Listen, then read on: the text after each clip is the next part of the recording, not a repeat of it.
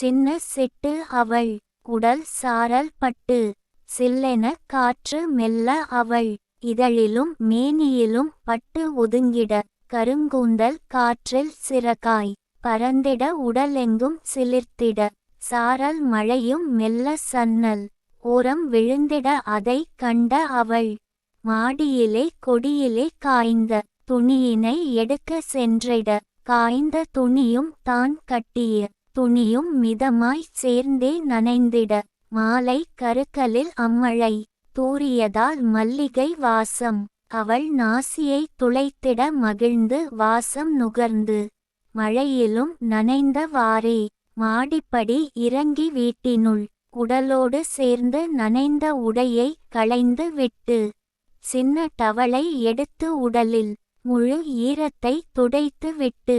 தன் சிங்கார உடலுக்கு சரியான பொருத்தமான மெல்லிய ஓர் அழகான காட்டன் புடவையை எடுத்து தானே உடுத்திக் கொண்டாள். கவிஞர் ந. முருகேசன்.